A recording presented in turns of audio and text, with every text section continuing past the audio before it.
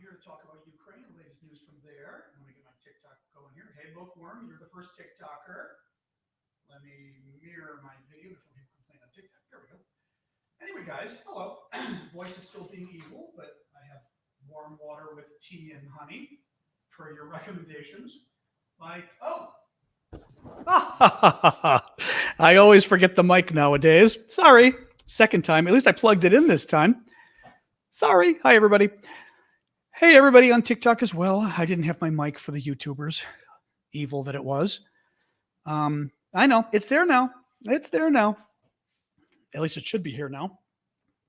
Yep. All right. I know. I know I did the same thing yesterday with my crazy mic. Sorry. Anyway, it's working now, I'm assuming.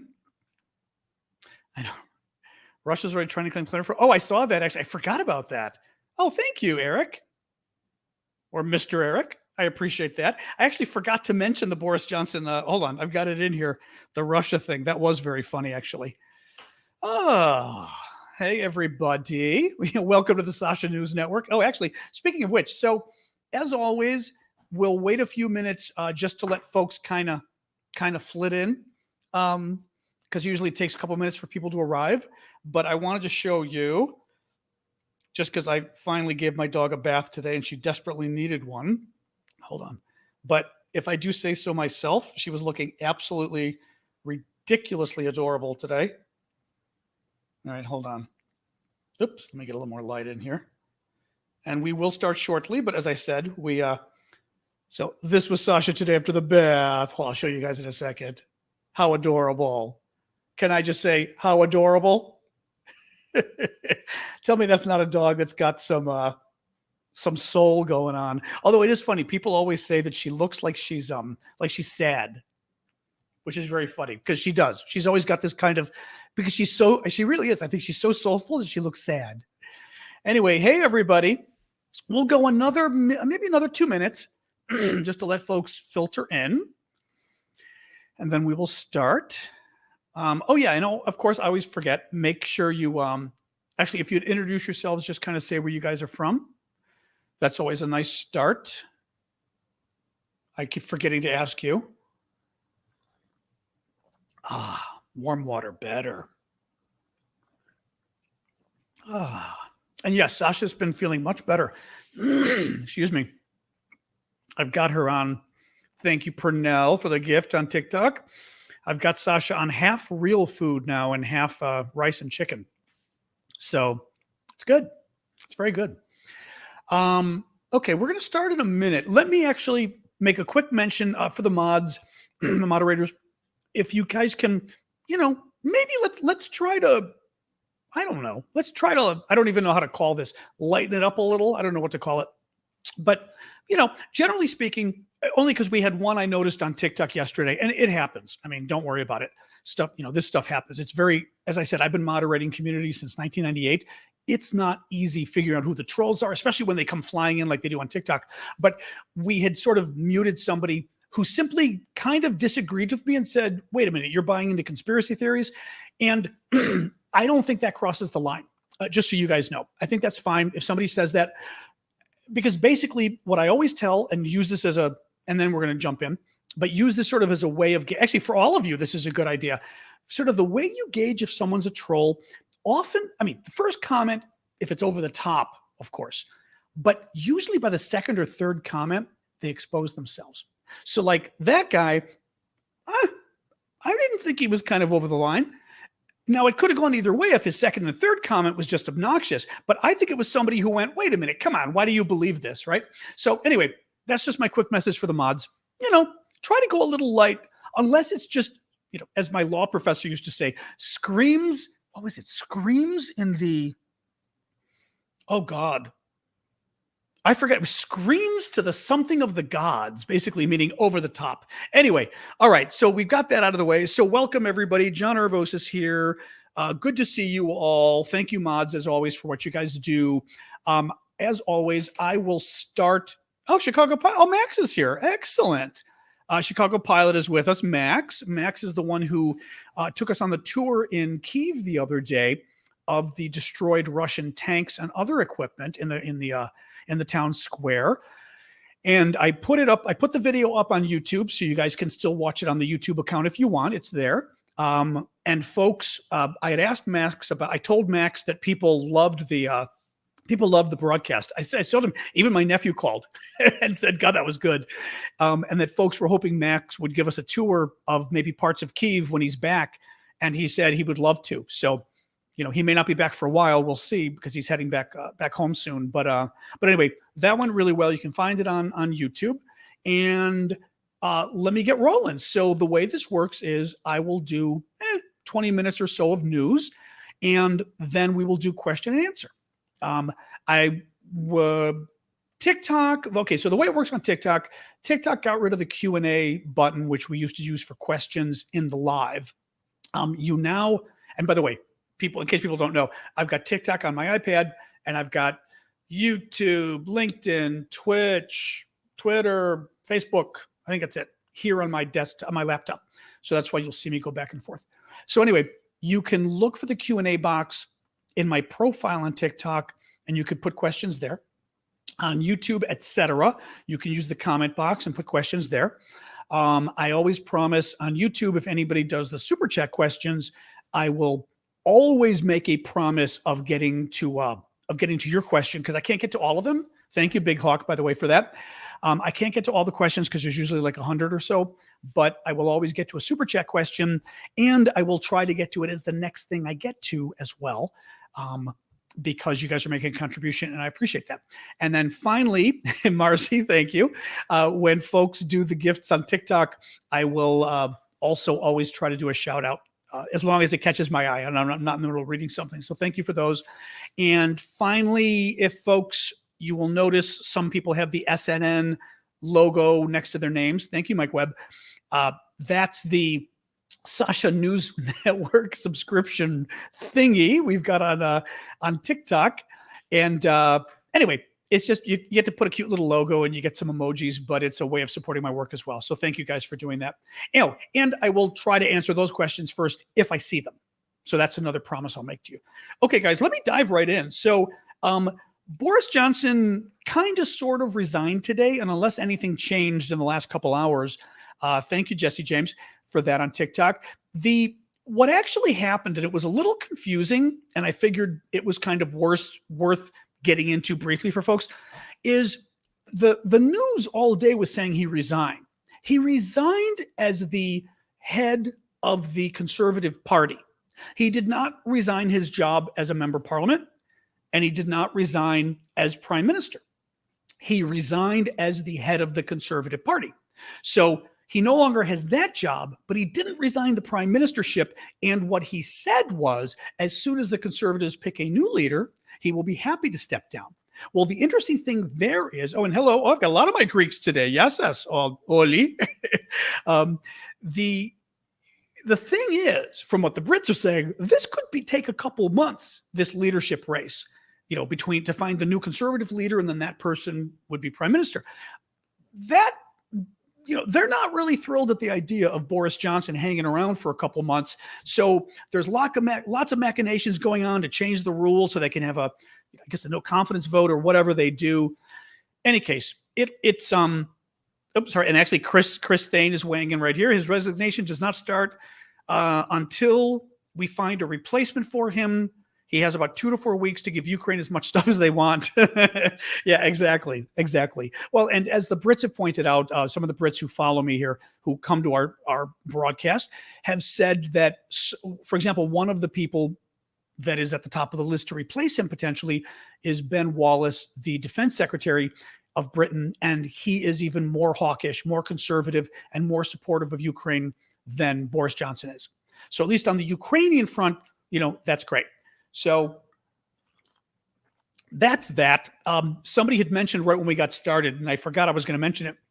The Russians weighed in and claimed that Boris Johnson resigned because he lost his job because he was too supportive of Ukraine. And that the British people rose up and demanded Boris step down.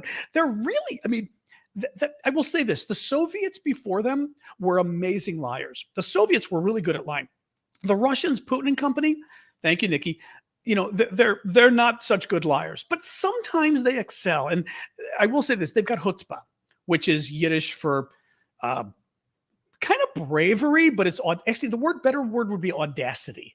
Audacity is what the Russians have. So yeah, the idea that Boris Johnson resigned because he was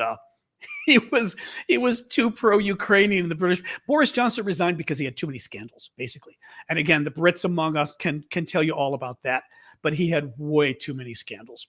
Brittney Griner today. This was an odd story too, but I think I know what might be going on. Brittney Griner is the women's basketball star who basically got kidnapped by the Russians about a week before thank you, Kapios, a week before the war started.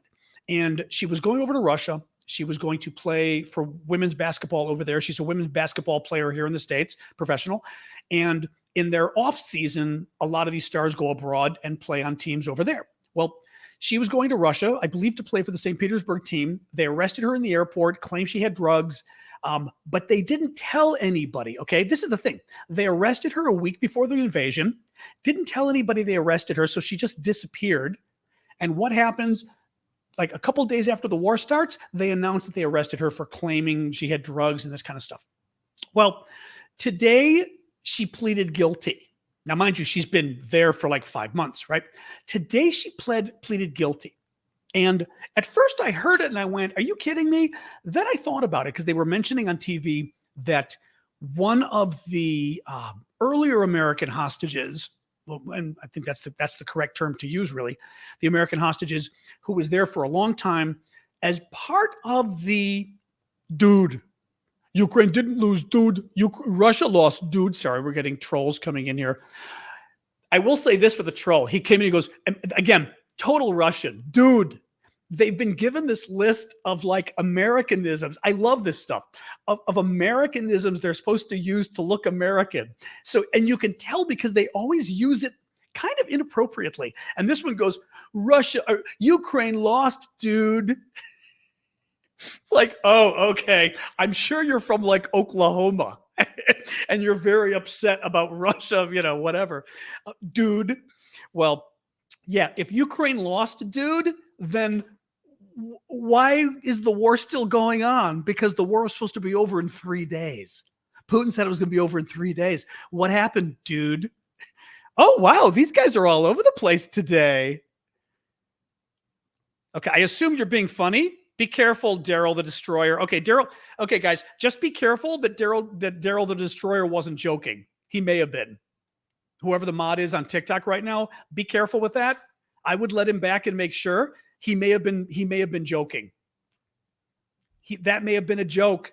Unmute him, please, if you can. And then if he does it again, then go for it. In any case, guys, so Brittney Griner pleaded guilty today. And what had happened was the previous guy, one of the previous guys, in order to broker the deal, the Russians they said, okay, we'll do a hostage trade prisoner exchange, basically. We'd have to give a Russian that was in jail, whatever. But the Russians required that he pleaded guilty first because they want to save face and say, oh, right? Look, the Americans admitted he was guilty, this kind of crap, right?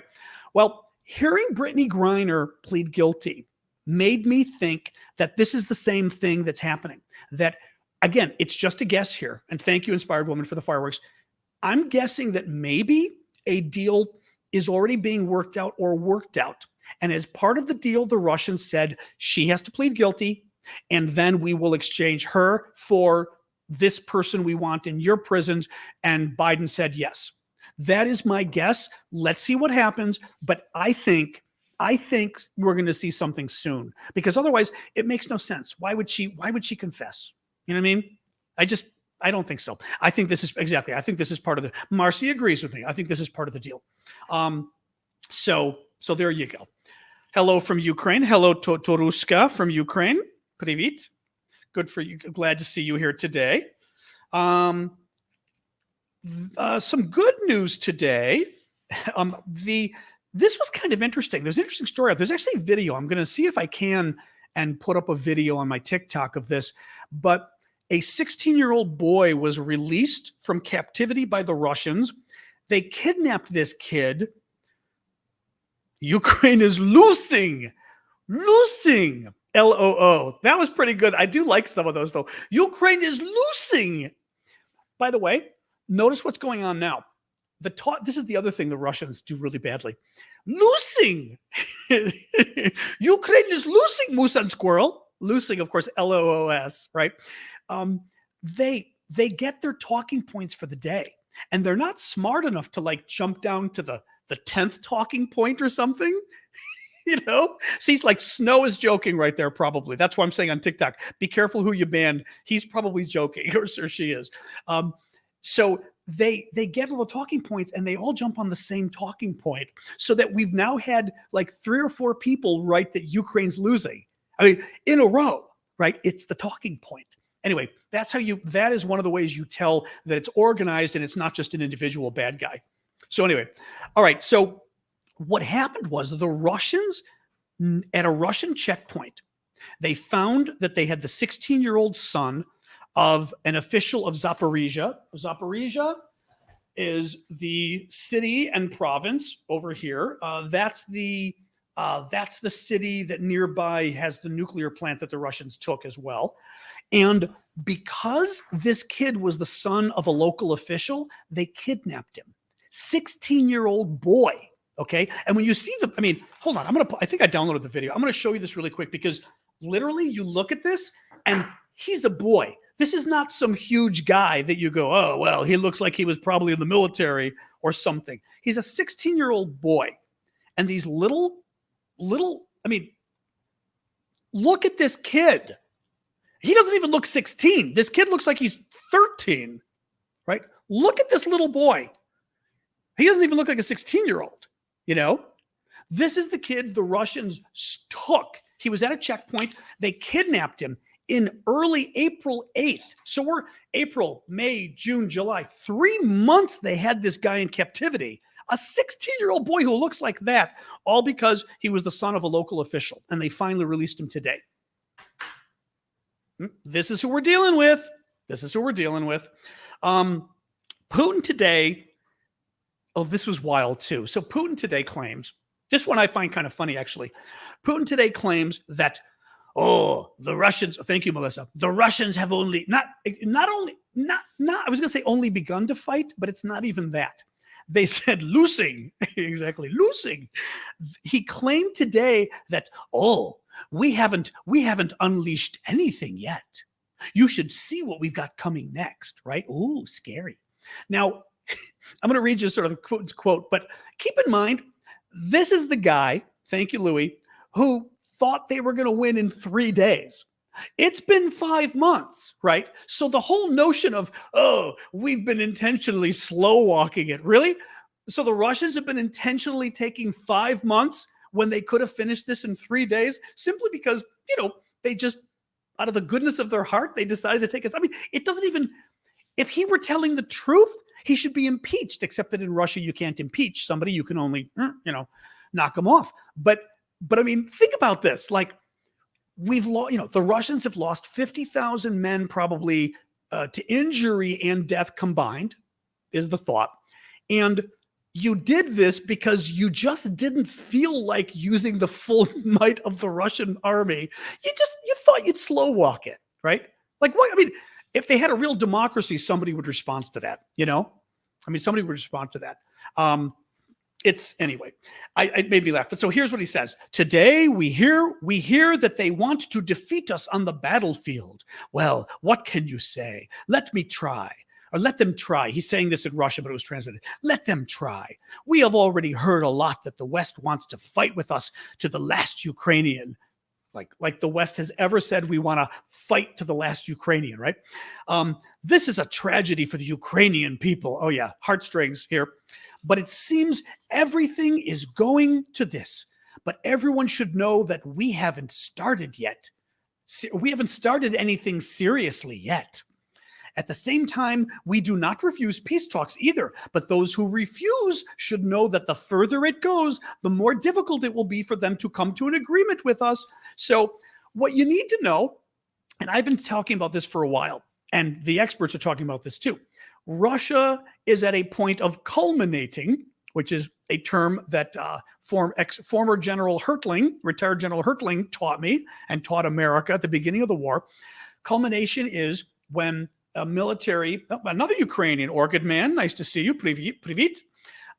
When a military is going on the offensive and they finally basically get tired out and the troops are too tired, too many injured, the morale is so bad, right? And they're just exhausted and you've lost so many of your good weapons. When you get to the point where you can't really go on the offensive much more because you're too beat up, then you go on the defensive. You dig in and you kind of wait it out. Maybe you wait for reinforcements, right? This kind of stuff. So Russia is very close to the point now where they're culminating, right? Especially, okay, you got the East and you've got, we talked about this the other day, but you know, everyone was talking for a while about Severodonetsk here. And remember, Severodonetsk, after a very long fight, finally fell to the Russians, right? The Russians are now trying to get their bombing. Kramatorsk was the big bombing they did today. That city's right here. You'll notice how close it is to Severodonetsk.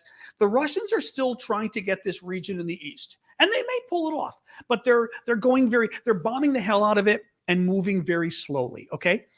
In the rest of the area they're fighting, the rest of this that they're fighting in, all the way down to Kherson, Melitopol, Zaporizhia, Mariupol, all of this, it is expected that the Russians basically have to dig in at this point and hope for the best, at least for several months, that they have no ability to go on the offensive. So basically, Putin right now is stalled, I would say. He's gonna make some progress in the east. He's gonna make a little more progress there, but he's stalled. And who knows how long the stall will go? Could it go for a couple of months? I don't know. Arifa, thank you for that one. That's a cool one. Who knows how long it's gonna go? Put that in the context of Putin now saying, "Oh, we've only begun to fight. Get ready for what's to come."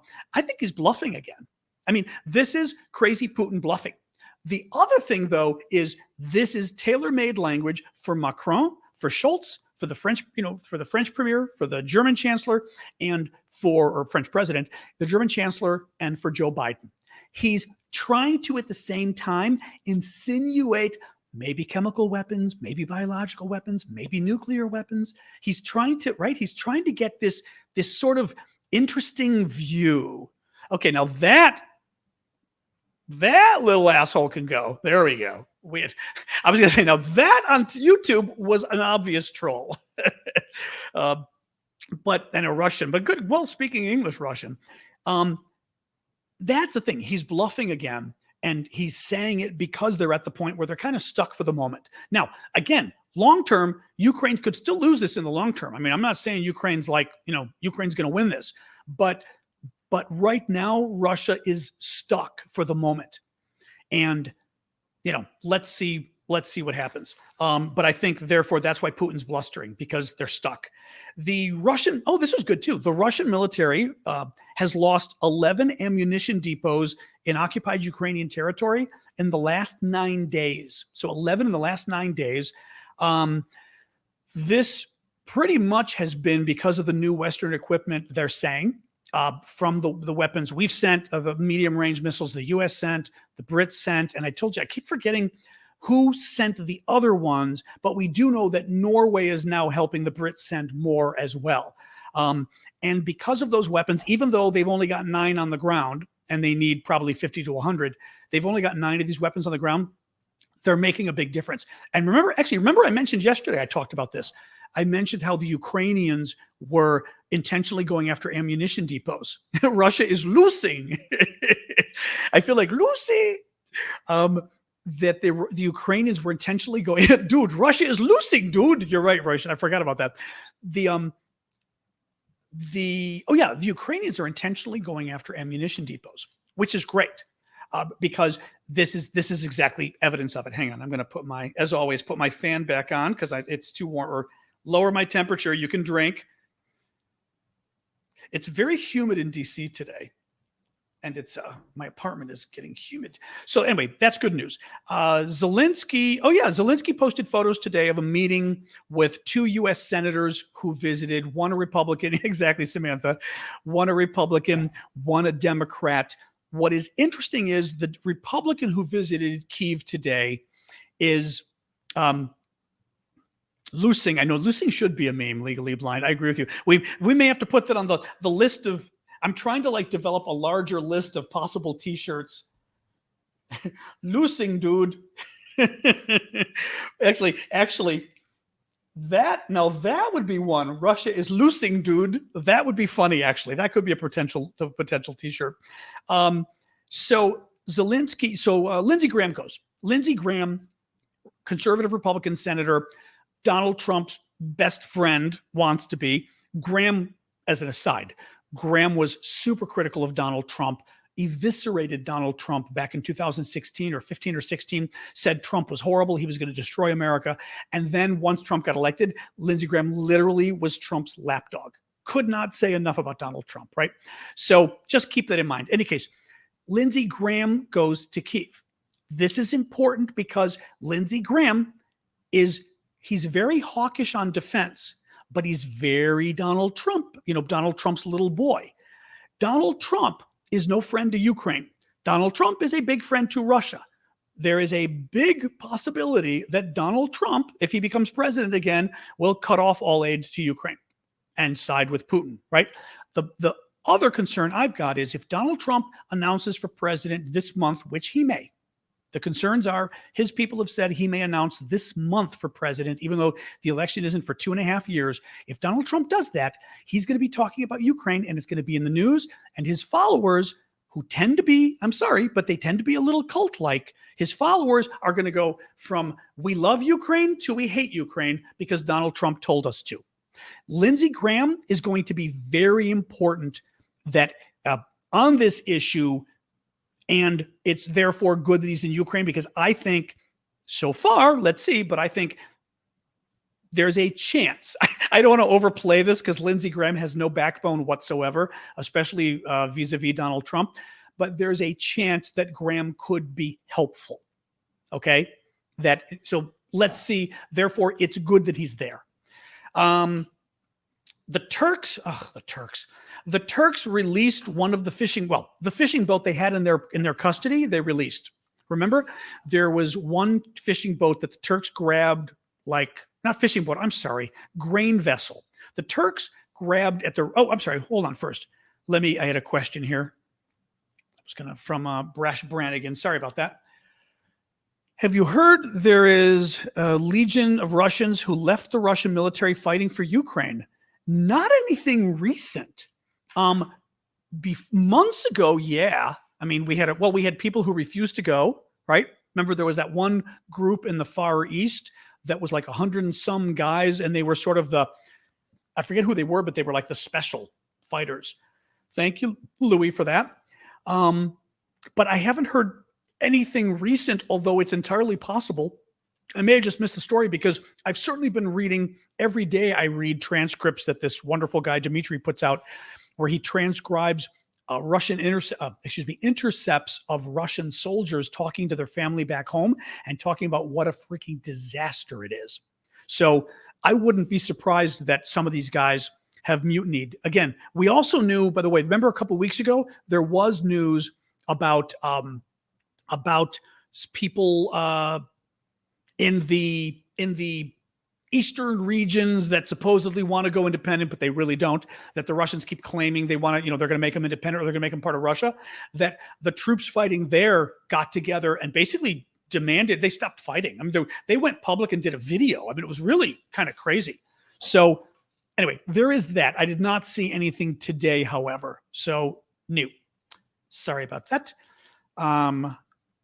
Vernon Hardapple. See, I say names like that and it worries me that it's like pornographic or something and I don't realize it. Like The Simpsons, that you're somehow saying something that, that sounds whatever. Now, let me give a good example for the mods, by the way. We've got this rich stores guy who says we can't fund Ukraine forever. That is a troll talking point, but he could be a real person and he could be a real person who isn't trying to be trolly. He's simply disagreeing and saying, you know what? I hear you guys, but we can't do this forever. if that's his legitimate opinion and he's not being trolly, I'm cool with that guy being there. Okay. But again, you'll know, as I've said, by his next few comments, you're going to know if he's a troll or not, because he's not going to be able to keep it in. If he's a nice guy, he'll stay nice. So, well, yeah, exactly. We can't, I guess, yeah, BTFD is saying he's right. I mean, he is right. We can't fund Ukraine forever. The next millennia would be kind of long, but guess what the response is to you can't fund Ukraine forever? You're right. That means we should be giving Ukraine long-range weapons, MiG fighter jets, and a lot more tanks and a lot more advanced weapons than we're giving them right now. You're right. They need a lot more they need the long-range missiles and not the medium range, and they need a hell of a lot more than 9 of them. So I'm with you on that front.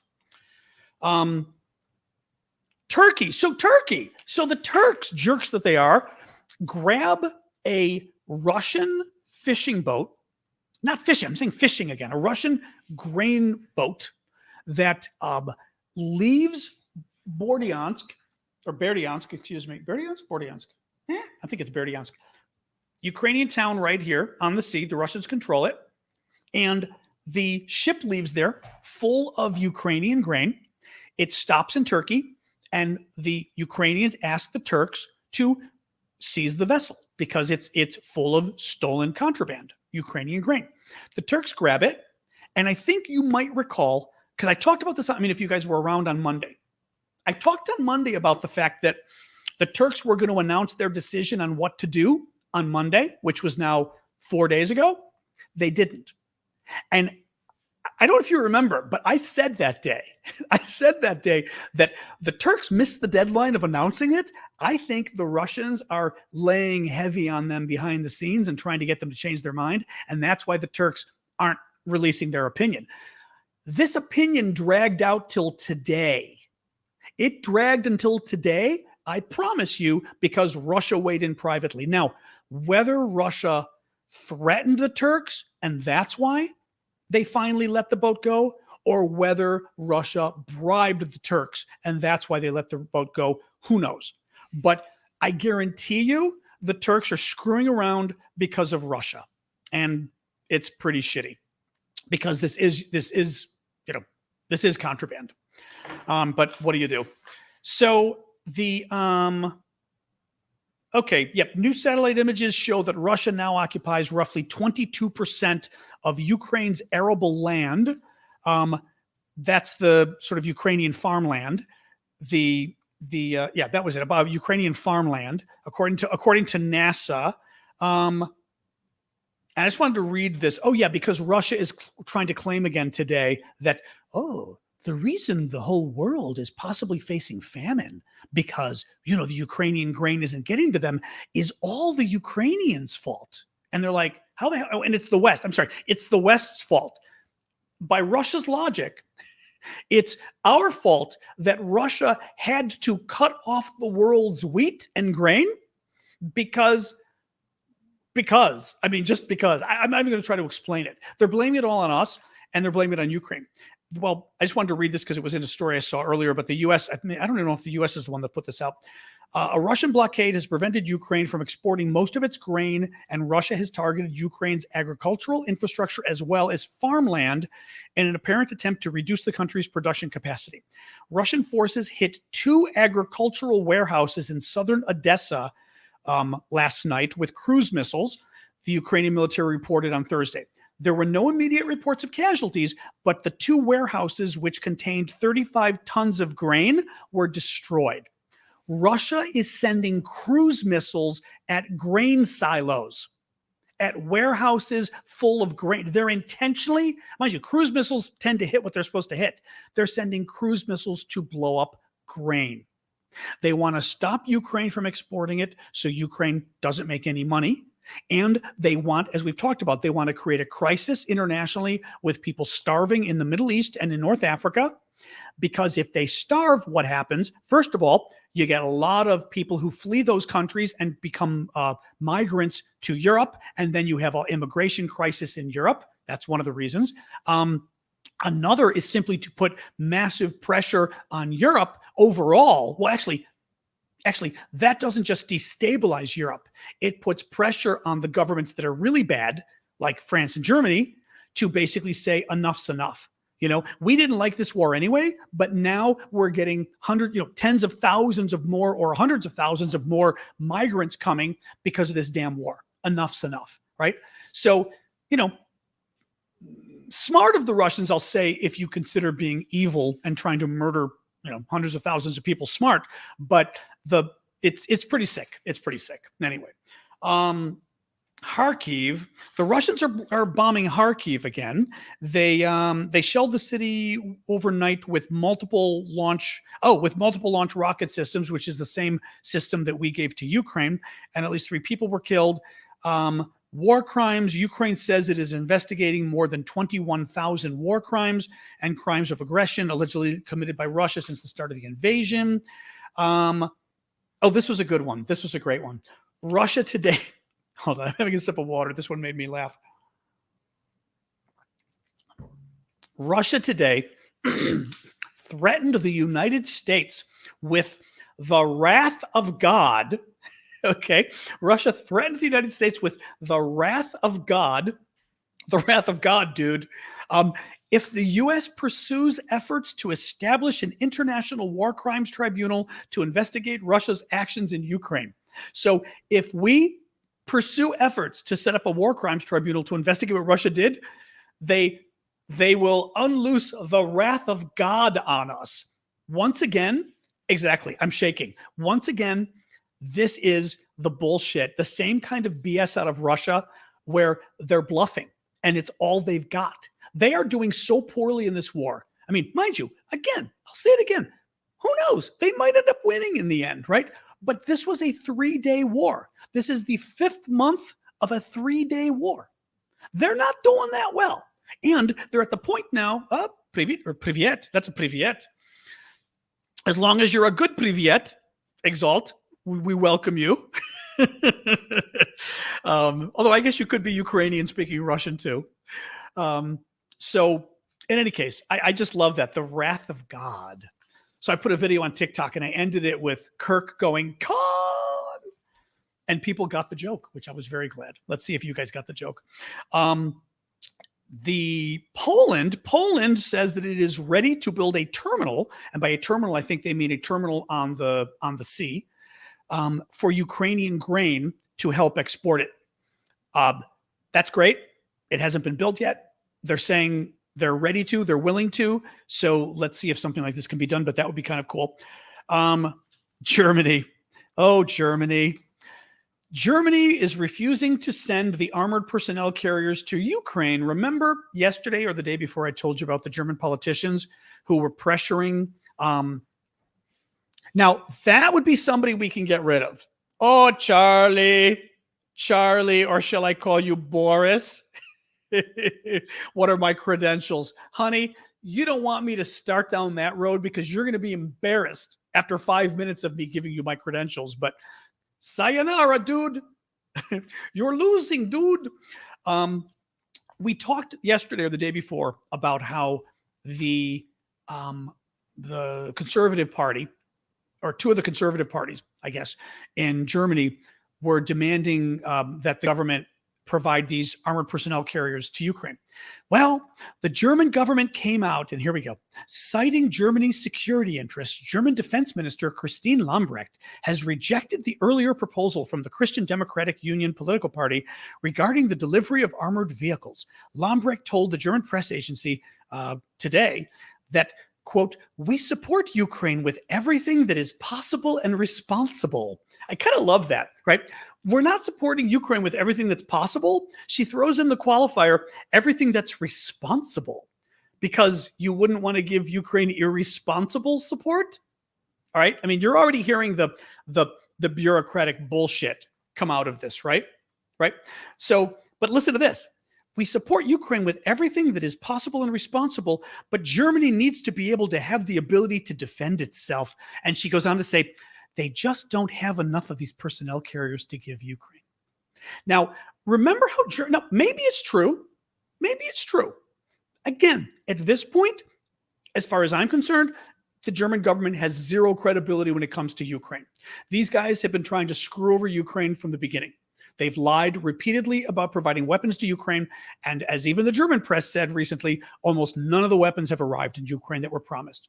Also, you'll recall that at one point, remember, I don't know if they talked about tanks or whatever they talked about. And then after Scholz had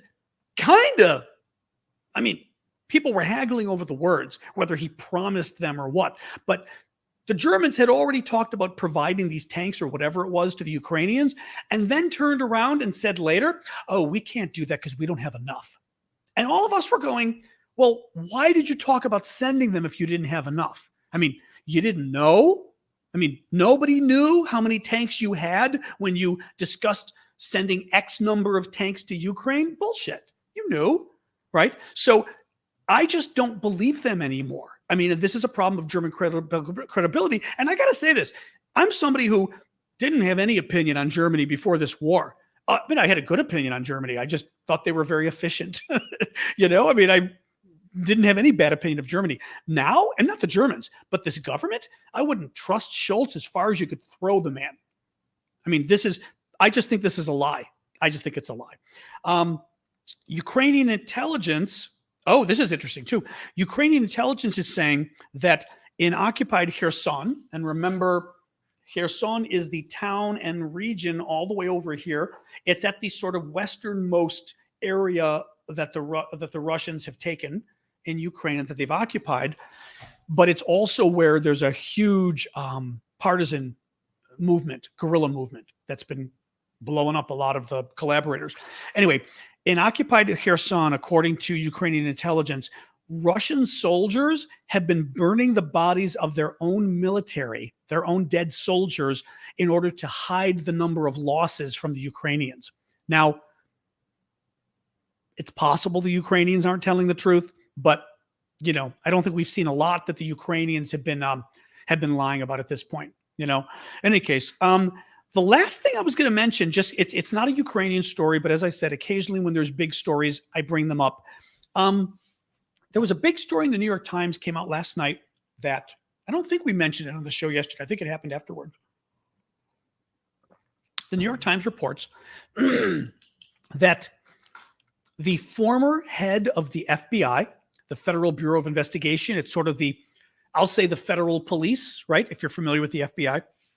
The former head of the FBI, James Comey, and remember, he's the guy that Trump fired, and his deputy, who Trump also fired, basically fired, Andy McCabe.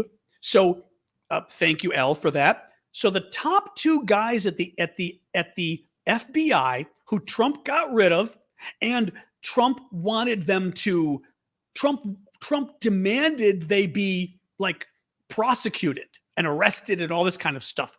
Because remember, this was when Trump was trying to get the FBI to basically go after his political enemies, right? Well, what happens? Both of these guys in the same year get audited by the Internal Revenue Service. The Internal Revenue Service is the place we pay our taxes to. They get audited, right, where they do a review of your taxes. They both get audited in the same year, 2019. I believe it was 2019. The kind of audit, this is when Donald Trump is still in power, the kind of audit they received is the worst, most intensive audit that the IRS ever does. What Joni just said on TikTok is accurate. The IRS does around 5,000 of these kind of audits every year. They're so horrific. They're called, what did they call it, Ed? They called it an people on the outside call it an autopsy without the death. That basically, they go through, it's the most horrific kind of audit you could have, the kind of detail they go into. And both the top guy thank you, Iggy, the top guy at the FBI and the number two guy at the FBI with him, who Trump fired and who Trump demanded be prosecuted, both get audited by the FBI, by the IRS. It is an impossible possibility. It's, again, 5,000 of these happen every year. I think the number, actually, Joni, tell me, am I right? Was it, is it 1 in 35,000 people or something like that? I guess we could do it. I don't have my calculator in front of me, but somebody could do it on the calculator. If it's 5,000 out of 330,000 Americans, but you get and I'm sorry, and we're 330,000 Americans, 5,000. So the FBI head today, or I don't even know if it was the head of the FBI, oh, the IRS. The head of the IRS today told the inspector general to do an investigation. And the inspector general are the people that who investigate agencies in case the agency itself is corrupt.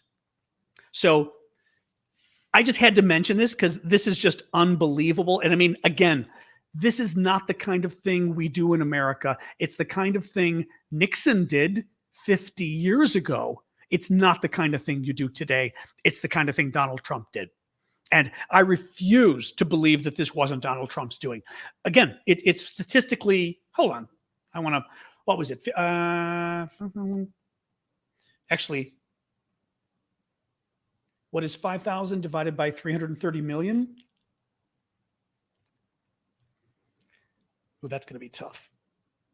Yeah, it's too hard to do. I'd have to do, I could do that divided by 1 or 1 divided by. Let's try that. Hang on, folks. I'm going to try to make this work. Memory clear, memory plus. Let me try 1 divided by memory recall. 66,000. Okay. My higher math skills say that's 1 in 66,000. Anyway, you get it. There's no way that thing happened. Okay. Hello, Estonia. Welcome. Anyway, so that's it for the news today. We've been bouncing with other stories too. Oh, I'm sorry. I've got, Laura, look at you. Thank you, Laura. That was incredibly generous of you. What news have you, Laura? John, you would be a wonderful volunteer story reader for kids or seniors with your story reading voices. See, I don't even realize I'm doing the voices other than Moose and Squirrel loosing. Many kids and adults struggle with both reading and writing. Interesting, really. Oh, that's interesting. Huh. Well, I guess that's true. I guess it's true that people, yeah. Actually, I should say I know that because I know writing. Actually, writing. People have a very hard time writing. I mean, I think like I'm a good writer, and it always like surprises me. Like I would when I was in high school, I'd edit my brother's papers, who was 2 years older than me, and he just couldn't write. And it was kind of always amazed me. But you're right. I mean, not everybody can do it. I enjoy it. I mean, obviously, I'm like my dad. I like talking. I like talking too much. Neptune from Ukraine. Привет. You are named after a wonderful Neptune 911. I'm guessing you're intentionally named after a missile. Are you not? That's my guess. Neptune 911. I try to do the truth, G-Dub. I mean, I will not bullshit you guys. Hang on. I've got my point. I'm tweaking with my air conditioning again. Another person from Kyiv. This is hilarious. We've got Ukrainians all over. Diopa is weighing in as well. Let me just adjust my air conditioning because I'm getting hot again. I do like to talk. I know I've got to watch it a little bit because my dad was this way, and my dad would just ramble. You may see it in the family, but. What do you do? Anyway, thank you, Laura. That's very sweet of you to say, but that's also an incredibly generous contribution. So I appreciate that as well, of you doing that. So thank you. So yeah, let's jump in. Oh, here we go. Vincente is saying that that's what I was looking for. It's a 0.0015% probability that both of those guys got audited without it being a, without it having been intentional. See, the problem with my air conditioning, and it drives me crazy, is it's always done. It's always gone too much, too little, too much, too little. Now, the problem with my apartment, I don't want to spend too much time on this. The problem with the apartment is the damn windows. Their insulation's horrible. Ukrainian from Lithuania, Bogida? I'm going to go with another Ukrainian. We've got, it is Ukrainian TikTok day here. This is great. I'm glad to see all you guys. Wonderful. And actually, if anybody's new on TikTok, what we typically do for the Ukrainians, which you see, whenever we spot a Ukrainian in the crowd, we shower them with sunflowers because the sunflower is the national flower of Ukraine. And I learned today, Ukraine is one of the world's biggest exporters of sunflower oil. Maybe not this year because the Russians are stealing it all, but nonetheless. I do need a better room. I know it's very annoying. And you're getting sunflowers over on YouTube as well and Facebook. Thanks, LaShawn. Sweet of you. All right, guys. So yeah, let's start the questions. Let me look first. Thank you, Brendy, for the origami. Let me first look on TikTok and see if anybody put questions up here. Let me see. Oop, hang on. So the Q&A. Do we know where the grain ship is headed to? No, and that's a really good question. It was in the article today. What came up before was they thought the grain was going to Syria. They thought it was going to Lebanon. At one point, they were sending it, we believe, to Egypt early on. But I thought I read early on that Egypt had turned it away. We're talking a couple months ago, that the Egyptians had turned away some of the earlier grain that was stolen, I believe. I don't know what happened with Lebanon. Supposedly it was going there. This is months ago. Excuse me. And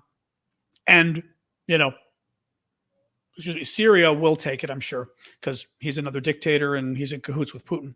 I did see that, David, that yes, somebody in Russia once again was talking about taking back Alaska. It's like, oh God, I mean, yeah, Mike, I do actually, people are helping me with my AC. I leave the air on like 15 minutes of each hour, so it comes on and off randomly. But I don't want to leave it on all the time because in the summer, I believe that would make the humidity even worse if I'm not incorrect. But I do have it. Maybe I'll put it on for 30 minutes instead of 15. But I do have it go on a lot. So, all right, guys. John Hoover. Wow. You're in Kremenchuk. Get out of here.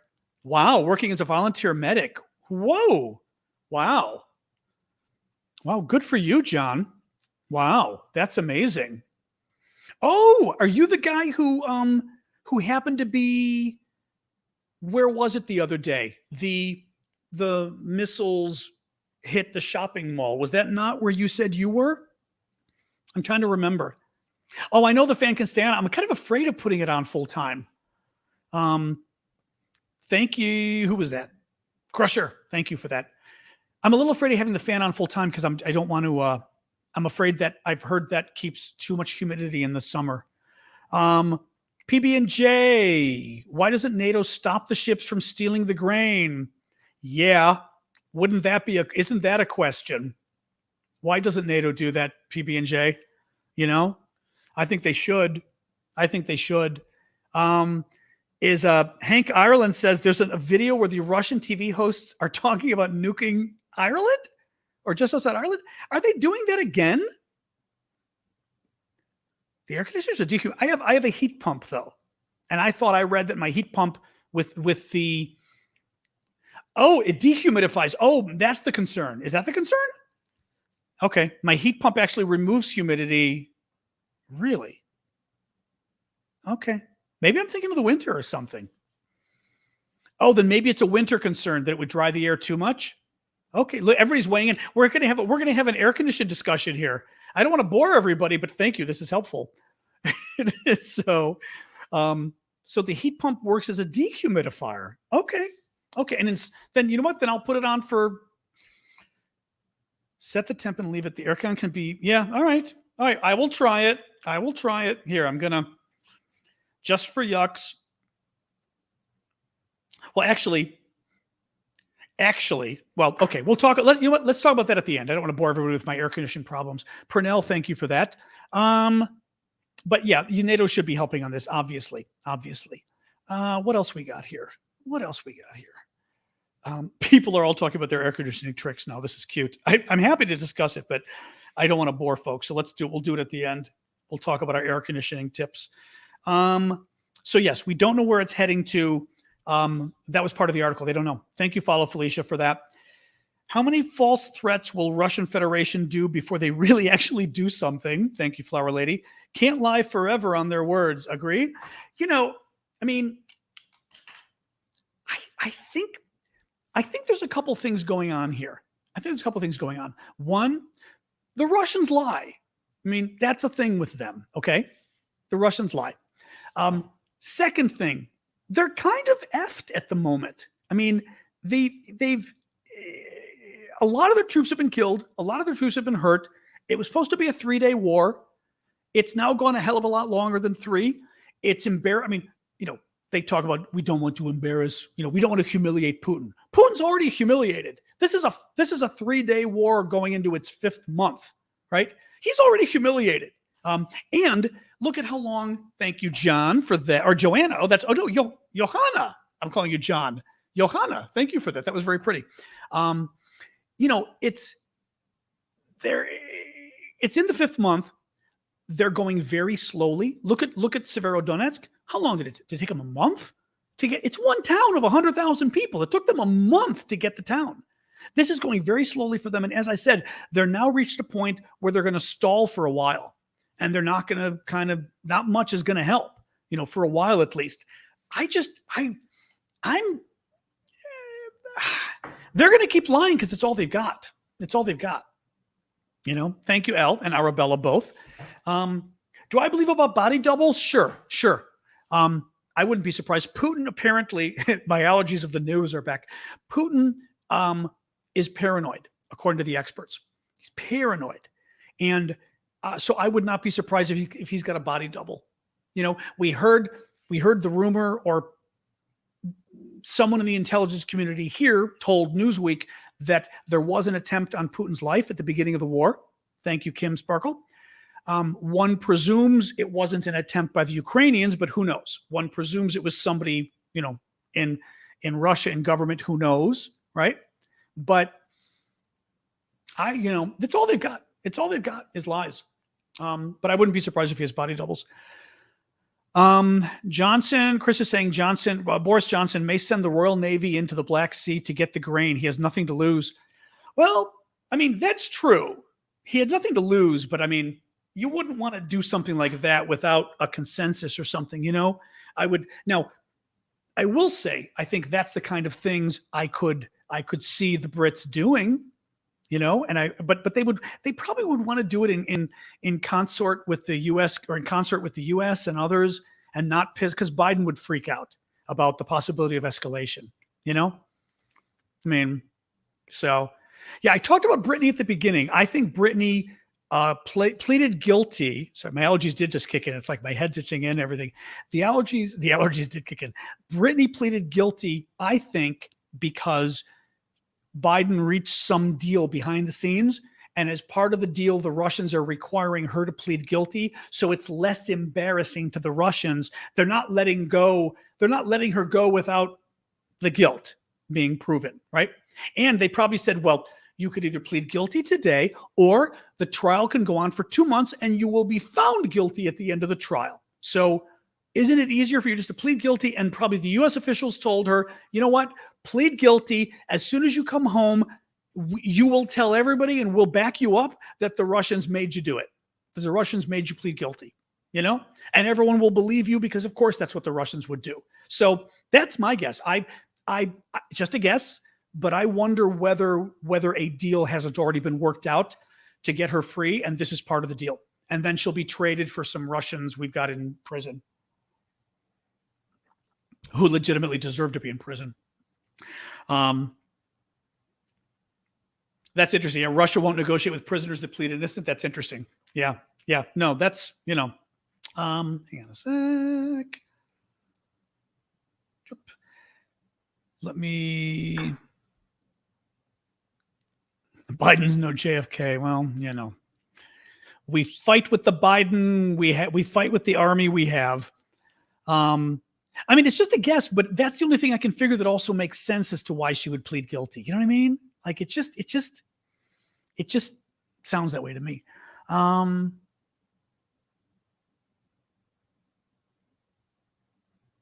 Well, that's the other thing too. Actually, what Elise is saying, she bets a lot of the Russian lying is for home consumption.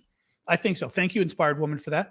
I think that's true too, right? That it's a lot of blustering and all of this for the home audience, Let me look here. Ukraine. Looking here. Ukraine.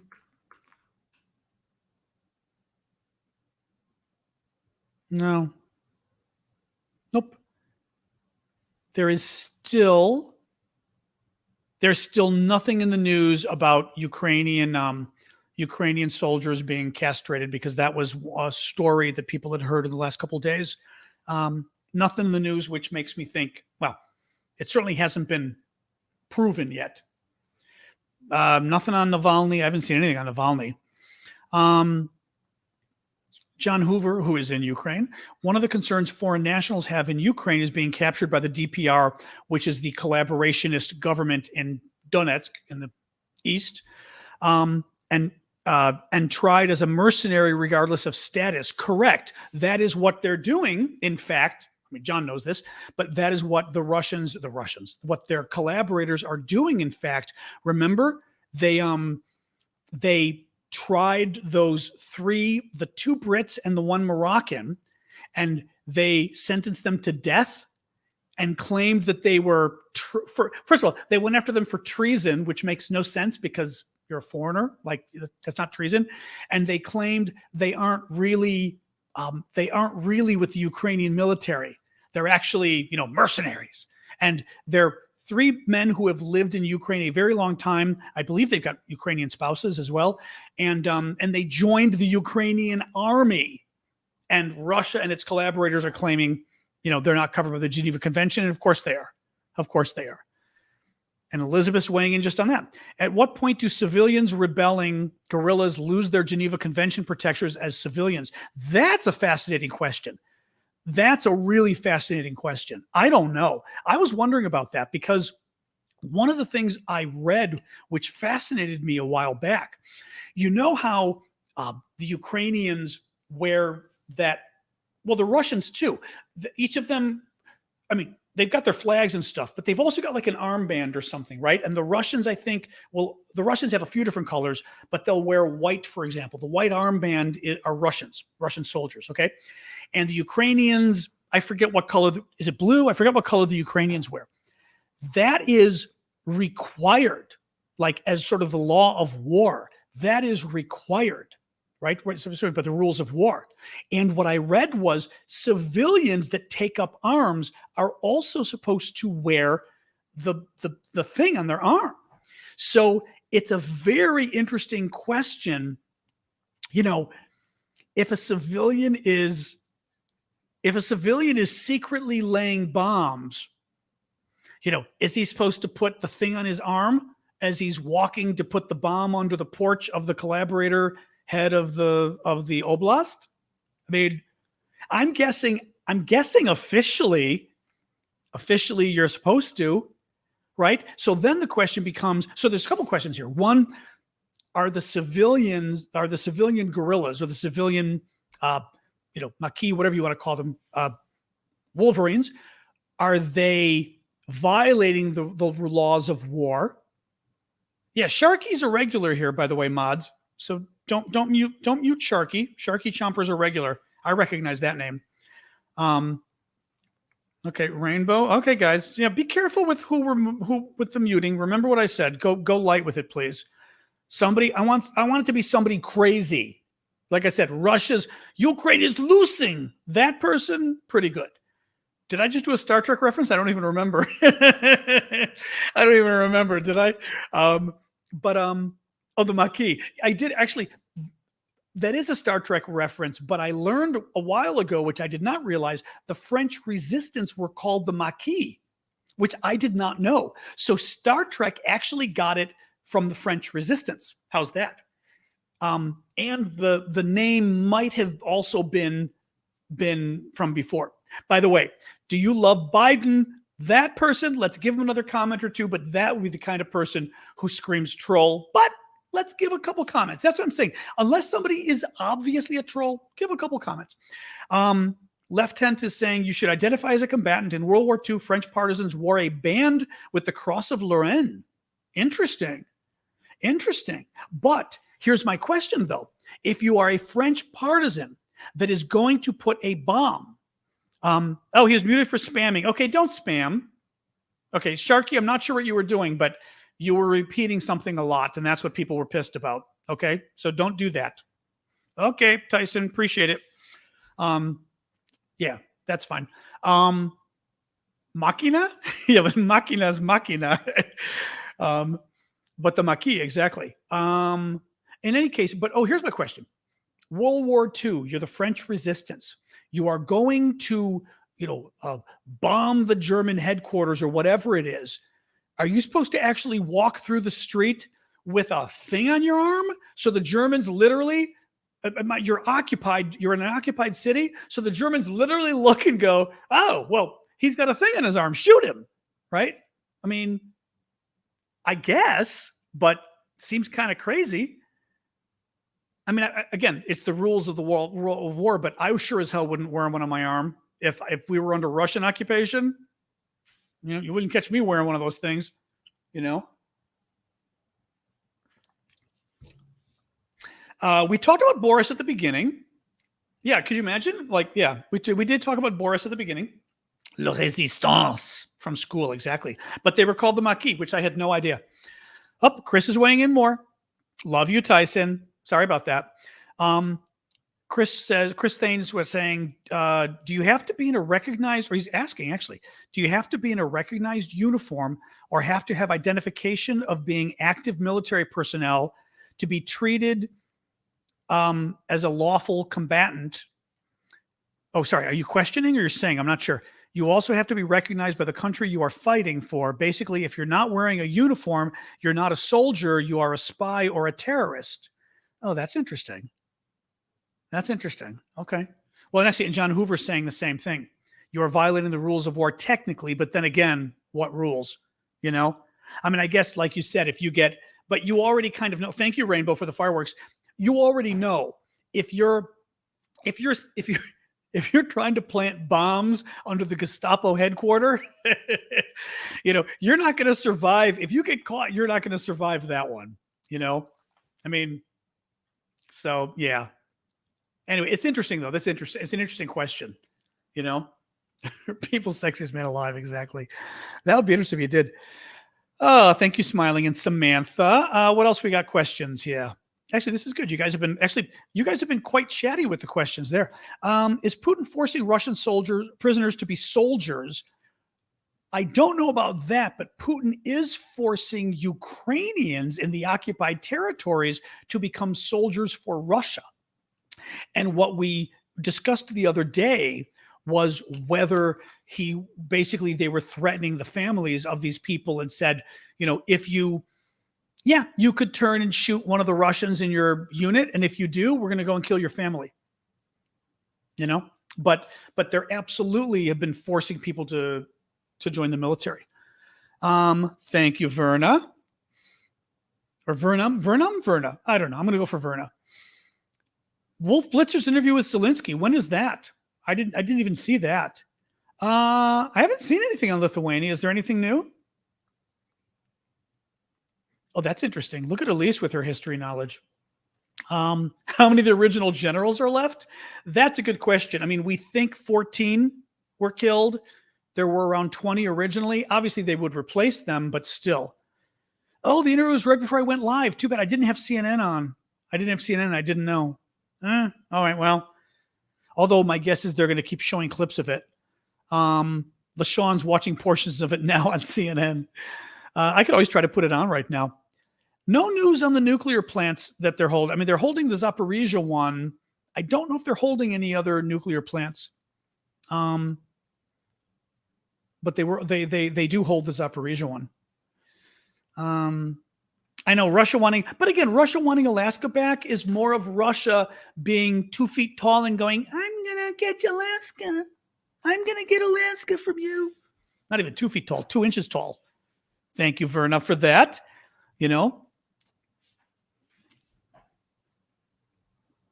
Anyway, so what else? On Doolittle, I did not read up on Doolittle. I do need, you know what it is too? I sort of forget afterwards because we do so many things. That's why I've been trying to write down ideas for t-shirts and things because so much comes by that afterwards I kind of it goes out of my brain. I think it's the nature of, and thank you, Verna, for the confetti. It's the nature of looking for questions on 2 screens and then also knowing I've got to be ready for a question I might not know. So I'm trying to be super attentive so that whatever came before, I don't even care about. It's just sort of a natural reflex to let it go out of your head. What else? They made that nuclear plant a military base. Not sure how true it is. I don't know. They were playing games. With Chernobyl. They supposedly were using it to store, I don't know if it was weapons or what, but they were using it as a place of storing all their stuff because they knew it wouldn't get blown up. But interesting. Yeah, Just Judy is saying she saw a video with satellite images. I don't know. I didn't see anything. I didn't see any stories about it today, though, so I don't know. Uh-oh, Affleck's back. Affleck.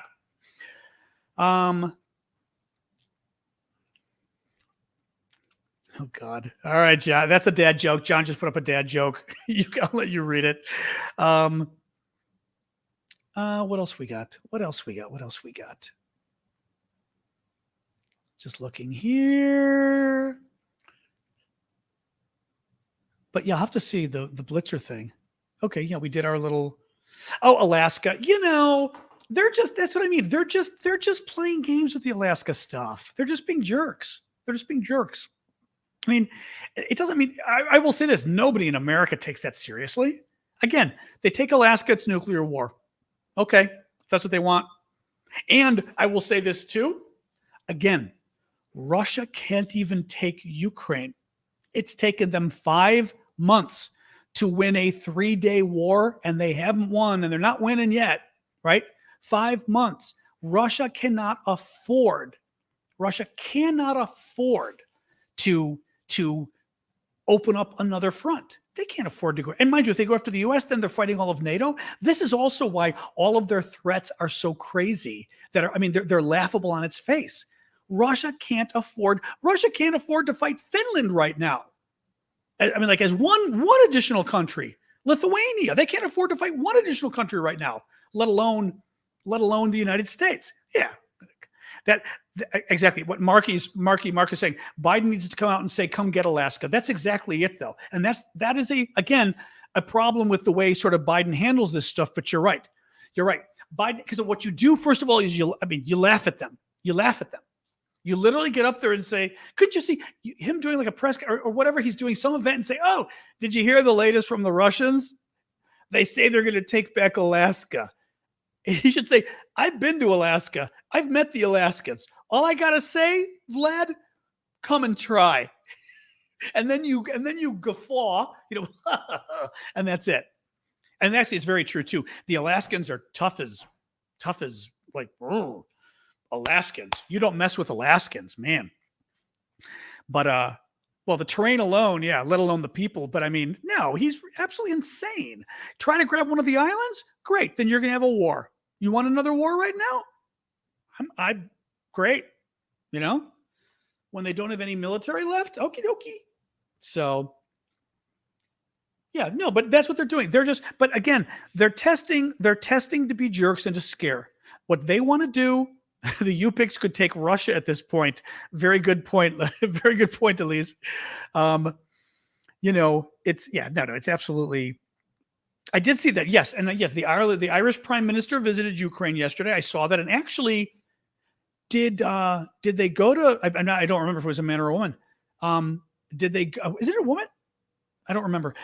Did they go to Bucha? I thought they went. I saw somewhere they went to. I almost was going to put it in my report, but then I was like, there was enough news otherwise. The Russians don't have the troop strength to hold the territory it takes unless it's close to the Russian border and its logistic lines. No, that's exactly it. Yeah. He did go to Bucha, or she. Yeah, he went. Okay. That's what I thought. Okay, that's what I thought. What else? Oh, 7:15 already. God. You know what? I'm going to call it quits because I've been trying to do these a little shorter. And you'll see tonight's the first night my voice has been back. So let's quit. Although this is still a long time. We've gone for an hour and 15 minutes.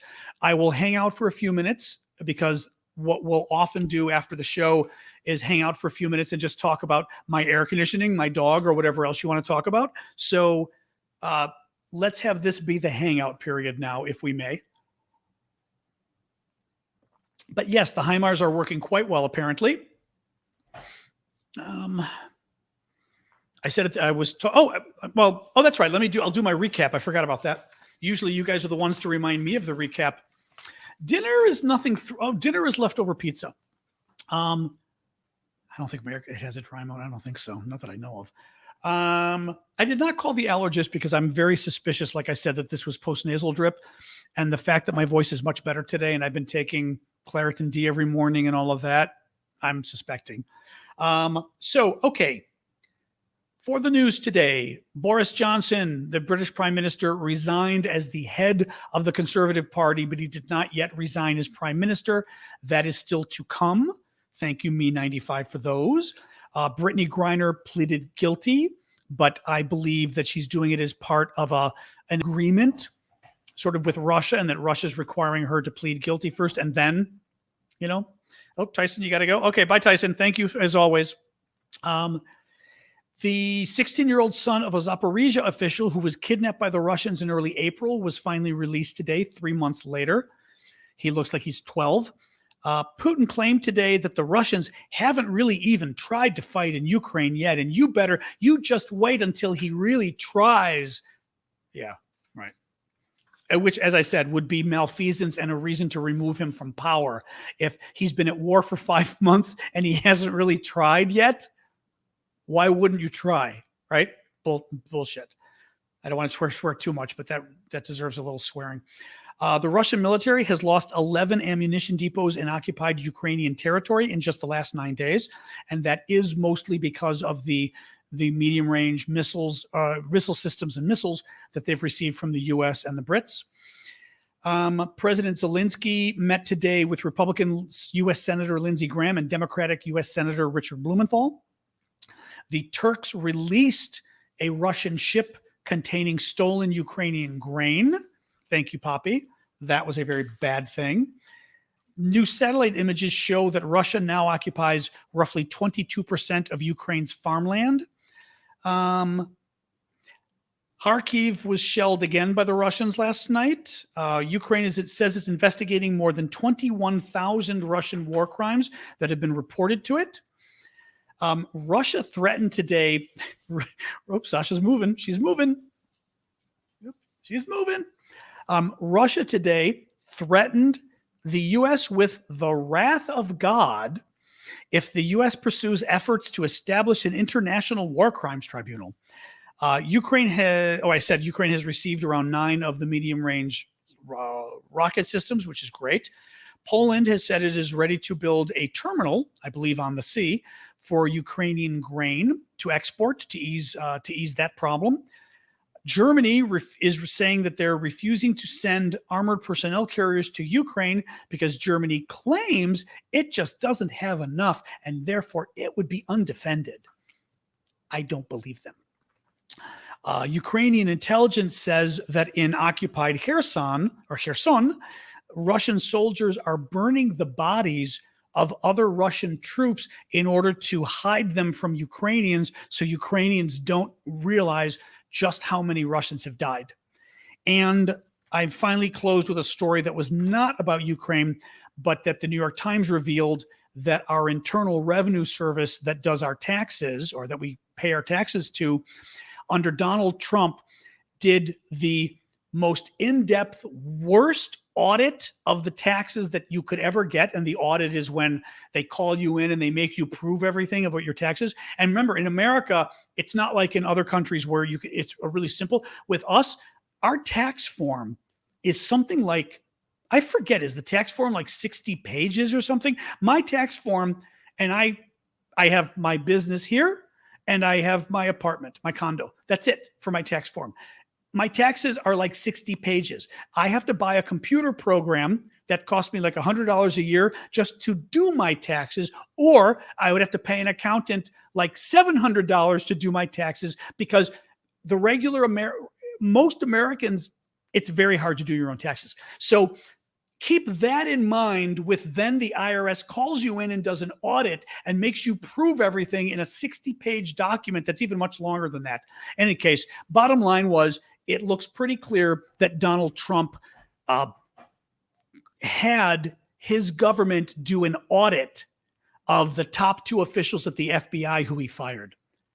And of course, he fired them for fake reasons as well, that would be another crime that Donald Trump's going to get away with. All right. So that's it for that. So yes, we can hang a few more minutes. I don't want to go too long since my voice is working so far. In Europe, most countries do your taxes for you. You're kidding. That's hilarious. God, that's wild. Yeah. It's horrific. It is absolutely horrific. I mean, that's also why I was telling you that when we were doing the fundraising for Ukraine, initially I was accepting some of the money through my Cash App and stuff like that. But I stopped because, as I told you guys, with our taxes, I've got to count all of that. I mean, it may not count as taxes, but I still have to be able to defend that money if I ever get audited, because it's so freaking complicated in our country. It's so complicated. So anyway, they do your taxes for you, and the price you pay is including tax. It isn't something which is added on. The price you pay is including tax? I don't know what that means, Chris. I don't understand. You lost me on that one. Okay. Vernon, if you're not a troll, you're one step away, because you're talking like a 12-year-old, and you're either trying to be funny and you're not funny, or you're a troll. I'm going to go with troll. You got one chance, but you're talking like a troll who's 12 years old, which is my guess here, that you're 10 or 12, which is fine. But, we're having a serious discussion here, so don't be a jerk. Oh, 200 to do it in Canada. That's interesting. Oh, so in Canada, you have the same problem? Vernon's a semi-troll. A semi-troll. That's funny. In Romania, you pay a flat tax of 10%. You only pay 10%? No, that's okay. But the problem is we get a lot of really bad people coming. So it's hard to keep track of who is and isn't causing trouble. And then it means frankly, the moderators would block you, or I'm looking and I'm thinking, here's somebody who's, here to cause trouble. It makes it hard. So yeah, thank you. I don't mind jokes, but that looked like you were just being a troublemaker. So yeah. But I will say too, anyway, it's fine. He's half and half. That's fine. Keep the good half going, Vernon. All right. But yeah, it's really, I worked at the IRS, and that is the lowest IQ of employee, like a dollar store at the IRS. Really. I will say this, before COVID, of course, because now forget it. But I called the IRS because I had questions about my taxes, and I didn't want to screw them up, and I was really scared, and got a wonderfully helpful guy on the phone. He was great. He was just amazing. And it was really, and very helpful and very sympathetic too. Like, he was basically, what the guy told me, he was like, look, he goes, you're not trying to cheat. If you're not trying to cheat, the worst that's going to happen, they're going to send you a letter and say you owe taxes, and maybe you owe a penalty, but the penalty isn't that much money. Meaning the penalty is like a percentage of the money you still, not a penalty, excuse me. You're not going to pay a penalty. You'll owe a percentage of the money you didn't pay because, you owed it a year ago, and you've had the money for a year, so they're going to charge you interest on it, but that's it. He goes, you're not going to get hit with a penalty. He goes, there's no way you get hit with a penalty. If you're you and you simply screwed something up on the taxes, there's no way. Yeah. So it was funny because I was really nervous. I said, yeah, I don't want to screw up because I don't want to get in trouble and all that. He goes, you're not going to get in trouble. We're going to send you a letter and say you owe us the money. And if you don't, you write us back and you tell us why you don't. But it's funny, but I've had friends that have been audited and they said it wasn't that bad, but I don't want to be, who wants to be audited, It's still, I think it's just this overall fear because again, our taxes are so complicated here, it's just scary. There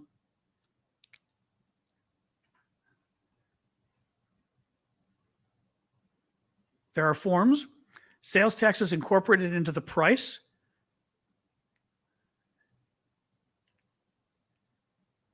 Yeah. Oh, I see what you mean. Yeah, but I see what you mean. Yeah, but our sales tax, sales tax is from 0 to 10%, and the places where it is 10%, but if it's 5%, you honestly don't even think about it in the States. If it's 5%, you don't. when you buy something at the store, you just don't think of it. If I buy groceries, I don't think that it's going to be another $5 or $10 of tax. I just don't. But, as the kids like to say, that's my privilege speaking, because if you're blue collar, $10 extra in groceries is a lot of money, so you do have to pay attention to that, obviously, 10.25% in Chicago. Jesus Christ. Those taxes are bad there. I know. Well, we're working on getting the Discord up shortly. We're having a phone call about it tomorrow. Audits used to be really bad in the 80s and 90s. Maybe that's why I grew up hearing about audits. Maybe that's why news.jpg, because I would always hear about it. And I'm always like terrified of being audited. I'm still afraid they're going to get me because I haven't had DC. Oh my God. DC once, this was my favorite. DC wrote me a year or two ago and wanted me to prove how much money I made. And I was like, and I didn't say this, I did it. And boy, they never got back to me because what I sent them was so detailed and because I work for myself. So that year I had 20 sources of income because some of them were like $500, right? This kind of thing, right? So I had, thank you, me 95. I had 20 different sources of income. So I went and got them all the documents proving each. And I wrote up a 3-page letter and told them, and I had to upload it, they said. So I uploaded 20 different documents, one cover letter, document 1, document 2, document 3. It totals this, but it was such BS because why? What possible reason could the tax authority have for coming to you and saying, okay, you've told us how much you made, now prove it? What? I mean, because here's the thing. If I lied about how much money I made, I would just lie when I proved it. I would just give you, let's pretend I claimed I made $60,000 a year. If you asked me to prove, and I lied, I'm a liar, right? If you ask me to prove it, I'm going to give you enough proof for $60,000. So why ask? I mean, it was very weird. So I sent it and boy, they never got back to me. I mean, I literally, because it was 20 different documents I uploaded and a 3-page letter detailing it all. And I think they just went, oh my God, go away. But it's not fun. It is not fun, because, you feel guilty.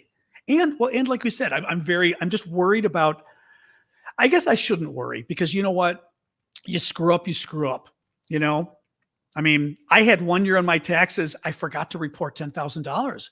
And again, I freaked out. And again, I called and they were like, don't worry. She goes, just redo you just redo it, send it in with the money. And, you probably owe, actually, she said it'll calculate how much you owe because you didn't pay, percent, you owe a little percent each month. And, there you go. But it was funny. I mean, I literally freaked out. I was like, that was the second time I called the IRS in my life. I was like, I'm a little freaked out. I made $10,000 more than I realized and it was an error from the spreadsheet. Basically, I had the amount correct. And when I copied it from one thing to the other, I lost a 0 and it just didn't click, Anyway. But yes, I tend to be an honest sort, which maybe makes me more worried. I guess that's true, actually. If you were dishonest, you wouldn't be worried. If you were dishonest, you'd be like, like some people we know, braggadocious. It's only the honest people who worry about getting caught.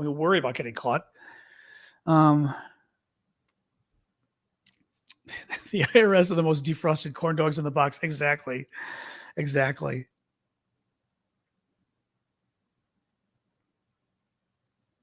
Corporate tax accounting, tax return is first offer for negotiation. What does that mean? What does that mean? I don't know what that means. Dawn, if you can tell me again what you mean by that. Well, that's the thing. Honestly, the IRS right now doesn't have the funds or the staff to go after anybody. That's what's so hard. I mean, it's a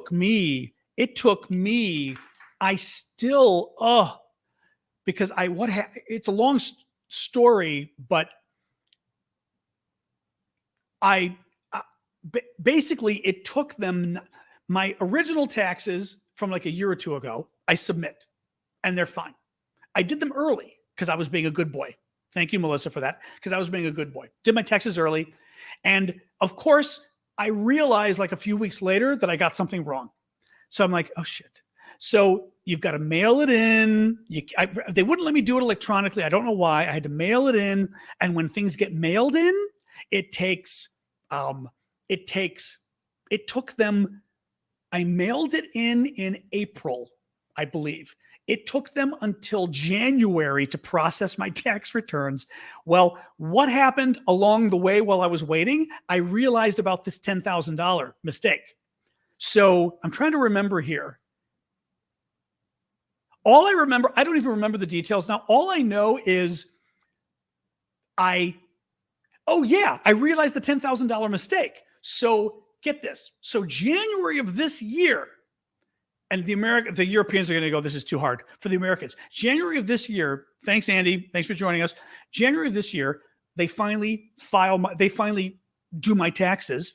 So I'm caught up, but I have the $10,000 I forgot to report that I found months ago. Well, I called the IRS and they said, there's no point in paying it now. You've got to wait. It's going to take months for us to get to your form. You've got to wait until we process your taxes and then correct the mistake, or it'll be too confusing. I said, okay. So January, I corrected the mistake. It's done. I paid them the money.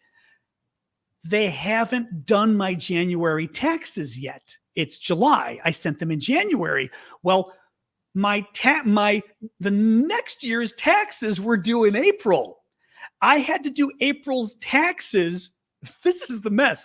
I had to do April's taxes based on the wrong return, right? Because they hadn't processed my right return. So my taxes for this year are also wrong. And as soon as they process my return for last year, I've got to amend this year's return. It's insane. And I mean, I don't fault them because they don't have enough people, but it's absolutely freaking insane because it's now screwed up my taxes for this year. Actually, you know what I did this year? This year, what I did was, actually, that's not true. This year, I was smart. I filed an extension. I paid taxes based on what I knew I owed. Like I made sure I paid the most I could. But I did an extension till October, hoping that they will process my returns by October, and then I just take that into account. But it's horrible. It's horrible. And I mean, I've had to become an expert on my own taxes because the accountants I've had over the years have done such a crappy job. Honestly, I've had bad luck with accountants. Basically, people who literally, this is the other thing in America, like people who didn't pay attention to, basically with American taxes, assuming you make if you make a small amount or a large amount, you can not play games. I don't want to say play games because it's legal and it makes sense, but you can adjust your taxes and save money. Forget the rich, okay? This is what's really shitty. If, let's say, I don't want to say poor, but if you make $50,000 a year in, at least this is the way it used to be with Obamacare, $50,000 a year in taxable income, meaning you actually make like $70,000 in DC or whatever it is. Depending on, forget it. This is even too confusing to say. Bottom line is, depending how many deductions and all sorts of how much you put into your retirement account and everything else affects how much you made that year. And depending how much you made affects certain government benefits you can get, so that you end up knowing if I put less into my retirement or I put more into my retirement, it'll either push me over or push me below, where I actually can get even more money from the government. That's something your accountant should do for you. My accountants never did. I had to finally learn my own taxes a few years back. I literally went through my old return, bought the tax software, entered each thing by hand, and I now understand my return. I let the tax software do the calculation because it's too hard. But literally, my taxes swung by a large amount based on me being smart enough to look at those thresholds of different things. And that's something that an accountant, in America at least, I never found an accountant that was willing to do it, who would just say, yeah, maybe don't put the max into your IRA. Maybe put a little bit less because then you'll get more here. And it's really shitty that our system works that way, that you've got to wait until you're on Social Security. Great. Yeah. I mean, it's shitty that our system even works that way, that is that confusing. LaShawn's talking about the crazy hospitals. I work in finance in a hospital in America. Tylenol can cost up to $20 a pill. Oh yeah. A simple x-ray can cost up to $1,000. The cost of healthcare here is crazy and a monopoly. If you have money through your employer, you are play, meaning you're fine. But if you are low income, they pay, wait a minute. They pay less for your healthcare. If you are low income, they pay less for your healthcare. I don't understand what you mean by that last sentence. If you have money through your employer, if you want to put that one up again, LaShawn, I'd be curious. But yeah, it's great. I mean, the cost of stuff in hospitals. I was in a hospital once. I thought my retina had teared again. And actually, I was correct.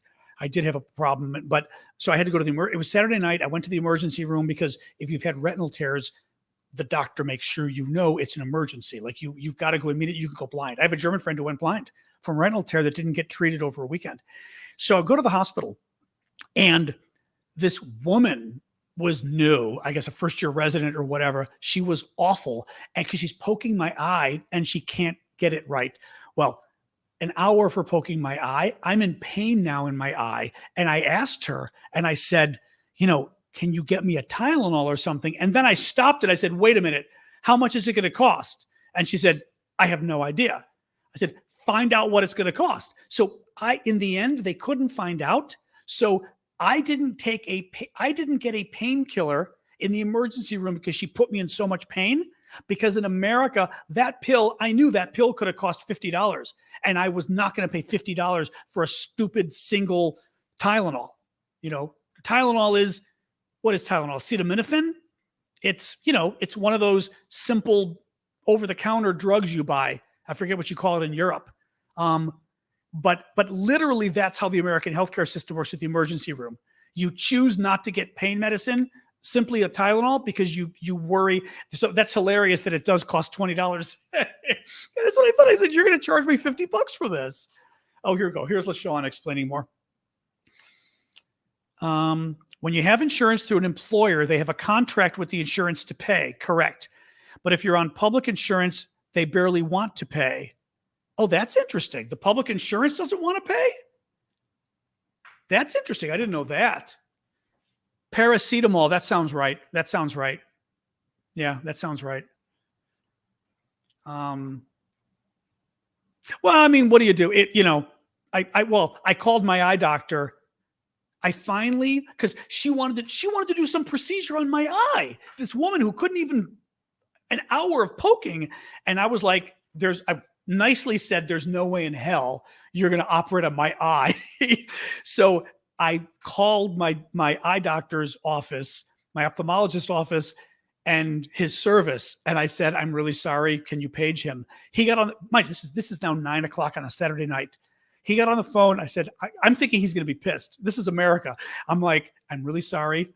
I hate to bother you. I'm in the emergency room. I said, you told me if I think I've got a tear, it's an emergency. So I went to the emergency room and I said, she's horrible. She wants to operate on my eye and I'm staring. He goes, you will not let them touch your eye. Let me talk to her. He talks to her.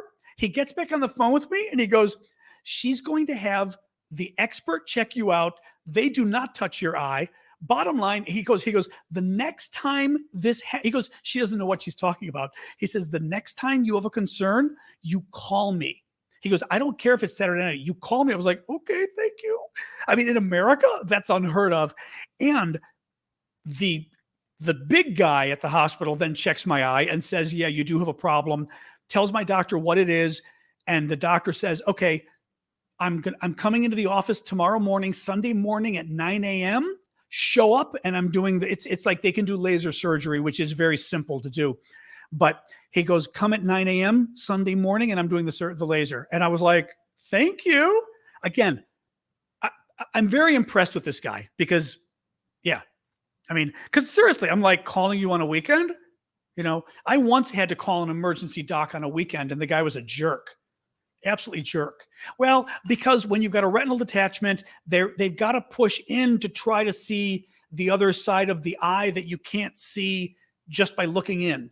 If you push, it kind of push it, hard to explain, but you've got to push the eye in to see, but it should be one push and you see. It took this horrible human being an hour because she didn't know what she was doing. Oh, this guy blew me away. He does quick exams. I don't like how quick his exams are because his exam could be 2 minutes and he's done. But,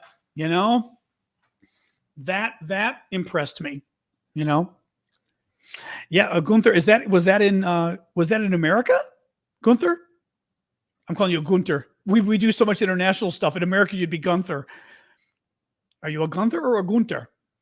But was that in the US he gave you his number? That's impressive. The laser was bad. Yeah. The laser hurt, and the laser supposedly doesn't hurt in your eye. It hurts like hell. Retinal detachments are very serious. You should Google it. And the problem, as I said, I had a German friend that had one on a Friday night. He went to the emergency room in Germany.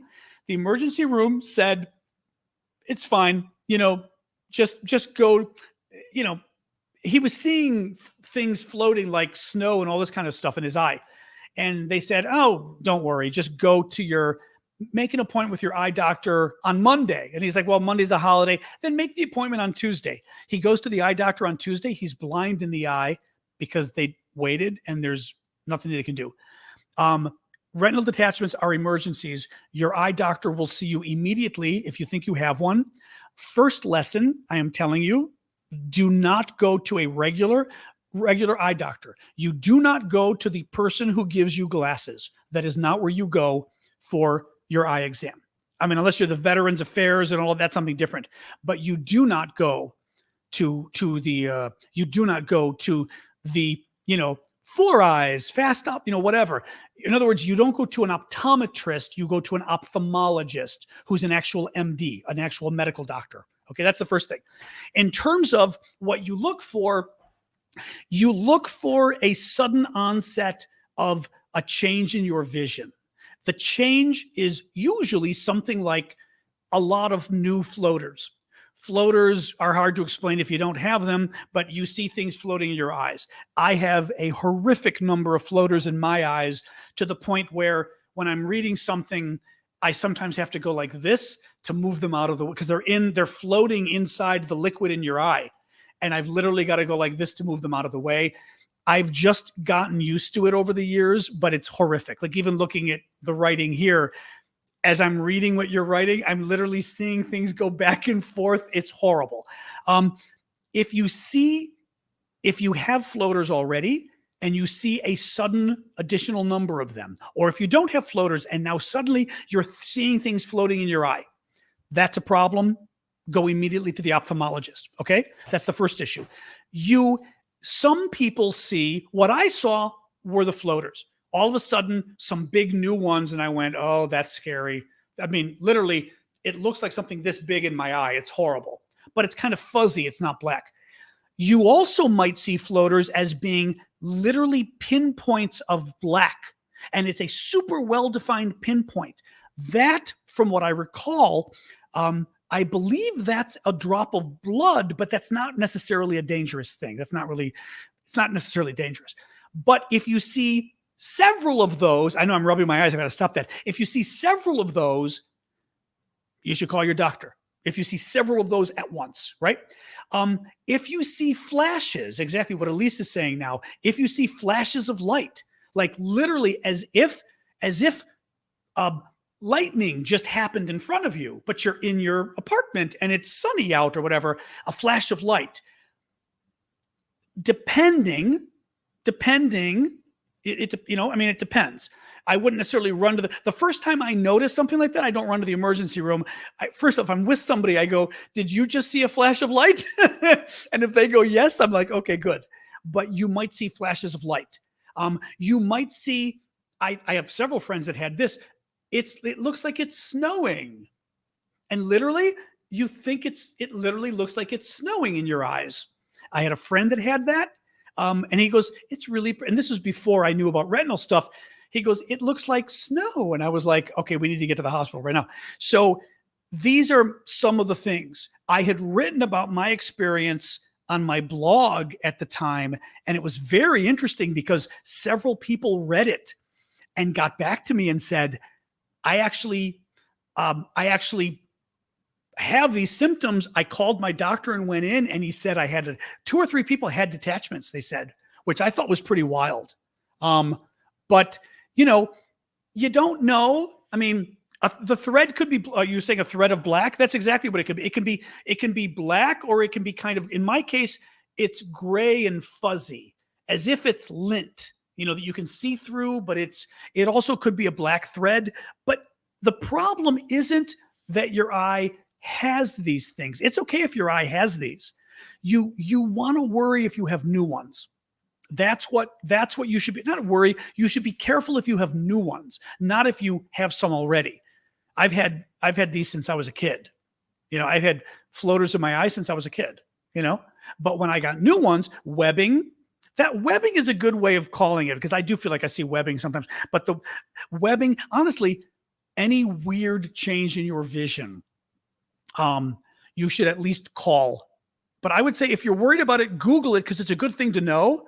But I've been surprised about, it's serious stuff. I mean, my vision's fine. My sister had a much more serious detachment, and she was seeing all the stuff too. And she lost about, like, I forget how much, but like 30% of the vision in one eye. But it's the vision over here. So it's like between so it's as if it's this eye, but it's the vision over here. So this eye corrects for it, but you could see webbing. Webbing is an issue as well that you can see. The webbing is, Google the webbing issue and detachment, because I don't remember if the webbing, if current webbing is okay. Oh, David, hey you. I know, we got to catch up. You're funny. I never even knew you were ever there, David. We should catch up, by the way. Call me, or I'll call you in the next few days. Haven't talked to you in a while. No, it's important stuff. Now, mind you, you're at greater risk of it. Let me see here. When my boyfriend got floaters, we had to check his blood sugar. Severe diabetic. That's a whole other issue. Yeah. Visual snow, but did it just start recently, or you've always had it? Oh, you've had it for ages. That's a different story. Yeah. Interesting. Okay. But I mean, you didn't just get it a day ago. If you just had it in the last couple of days, I'd say get to a doctor immediately, but no, Google it and check it out. But it's a little scary. Because, you just got to be, anyway. As a medic, John is weighing in. As a medic here in Ukraine, I often get eye injuries from debris and retinal detachments from the blast pressure wave. Oh, wow. They're considered critical and rushed up the line for advanced care. Yeah. No, like when I would call any of the ophthalmologists I've gone to, when you call the office and you say, I'm seeing new floaters, the doctor told me to call, they fit you in that day. With me, it's always been within 2 hours they fit me in. And these are several different doctors' offices. They will always move somebody around and get you in because it's an emergency. So, yeah. No, it's scary. I mean, it's scary because, you don't know. It's definitely and by the way, the fan's going and my air conditioning still went from warm to cold. I'm cold again and I had to just shut it off. It just, oh, that's not true. The fan stopped. Okay. I'm going to put the fan on. I'll adjust this. I'll put the fan on, like you said, permanently for a day or two and see if it adjusts it. LaShawn, I should put that up. Anyway, so there you are. Yeah, Google retinal detachments and you'll see the symptoms. But flashes of light or new vision changes, as Lee says, are an emergency, or should be treated as an emergency. I'm not keeping up with the Tour de France. No. You can have asymptomatic retinal detachments. Yeah. I shouldn't say that because, good point that you make. I may have had a slight detachment that I didn't necessarily see. It's not Colonel Mustard. It's the insulation's terrible here. And I'm also getting a breeze from my stupid duct. Actually, that's probably the problem too. And I'm sitting with you guys. It's just, the installation sucks here. So anyway, but I am going to turn my, hold on. I'm going to adjust this as we're talking, and then I'm going to go my fan, because I could set the fan to be, instead of it being every 15 minutes an hour, I will set it for 60 minutes an hour. Let me see here. Auto schedule, and we will see fan schedule. Here we go. All right. 60 minutes an hour. All right. That means the fan will just stay on, and I will see how that works. Oh, it only lets 45 is the most? Yes or no? Oh, no, that's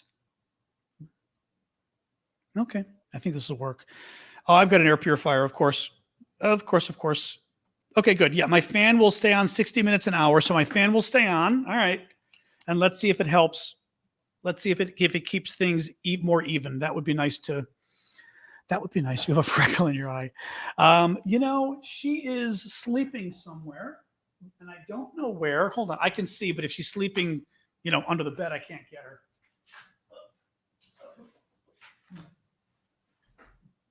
Yeah, she's hiding in my bedroom. Yeah. Sasha, you want to show yourself off to people because you look good? Did I give you a little treat, and then you can say hi to everybody? What do you think? What you doing? You want to say hi to everybody?